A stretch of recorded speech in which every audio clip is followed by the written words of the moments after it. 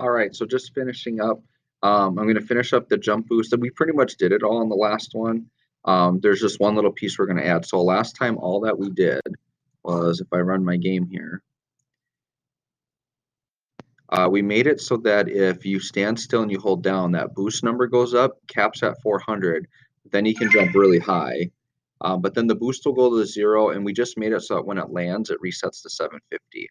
Now, the last thing we're going to do that's kind of cool is we're going to do like a little bar that will be like a jump boost bar.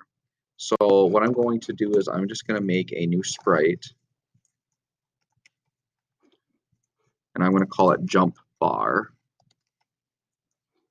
Okay, insert that in, and you can make it whatever color you want. We'll do like green. And what I'm going to do is I'm going to resize it, and I'm going to have the width be 400 because that was my max of my jump boost was 400. And I'll have the height be 10 because we want it pretty skinny. Okay, so there's my skinny little jump boost bar. Okay, now there's a couple of options for this. So I could put it on my HUD layer, and I could put it right next to like where it says jump boost. So I could set it like right here. It is on the HUD layer, so it's right where I want to. Okay, and I can just run it quick and make sure it looks right with the text next to it. So we'll take a look here. Yeah, it says boost. I might adjust it a little bit. Or you could put it underneath too. It doesn't have to be next to it. Like I could just put it underneath like this. I might try that. One thing that's important is for like a bar, like a health bar or anything like that, you do want the origin to be on the left. So I'm going to go on my origin, and I'm going to quick assign to the left. That just ensures that it will track correctly from left to right when it's like resizing. And then all I have to do is on my ES game, I go to the every tick and I do my jump bar. Okay, jump bar. And then I'm going to do set width. Okay, so every tick is going to set the width to flip dot jump boost. So basically the bar is visually going to show me what the jump boost is. So that's just kind of a nice little touch.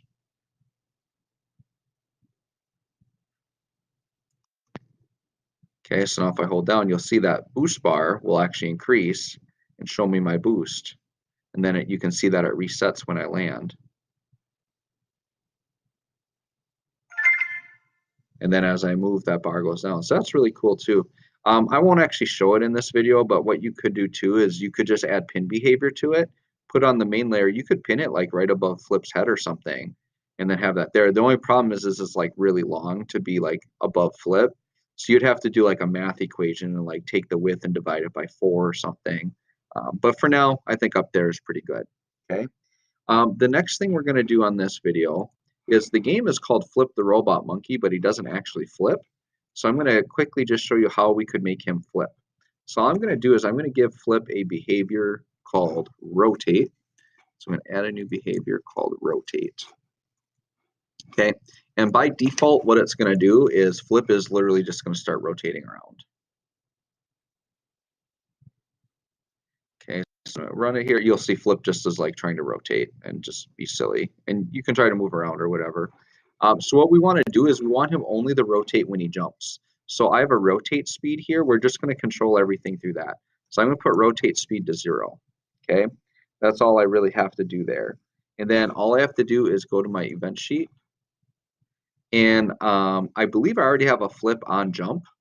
So I can just say on jump, add an action to that. And I can do flip and I can do set speed, but I want to make sure it's under the rotate section, not the animations. So I'm going to set the rotate speed, and I don't know, let's try like 1000. Make them spin pretty fast. Okay, so let's see if this works.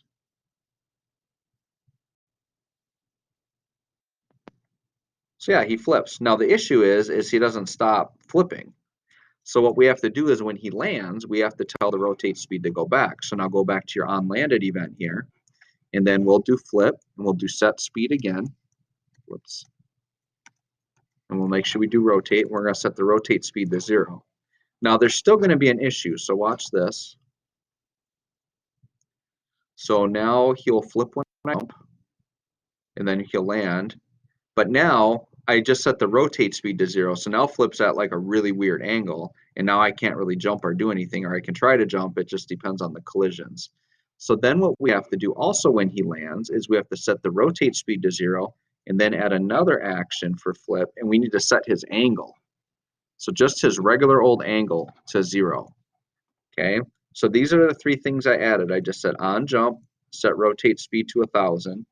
On landed, which was already there, set rotate speed to 0 and set angle to 0. That's all you have to do. So now, if I run it again, so I should be able to jump, he flips, and then he lands. And then he'll just, sometimes it'll look awkward because he'll be like upside down and you'll see him like glitch, but it's just because he's resetting his angle back to 0. I can combine that with the jump boost. I can jump really high and do all that. You could give flip double jump if you want to. The double jump is just over here in the properties. So if I clicked on flip, and I think you probably know this already, but if you click on flip, there is literally just a double jump button over here under platform. Yeah, right here. Okay, so if you wanted to, you could just click that and then you could get double jump. So I think that's it. So this is basically the how to make him flip and then just doing the jump bar. All right.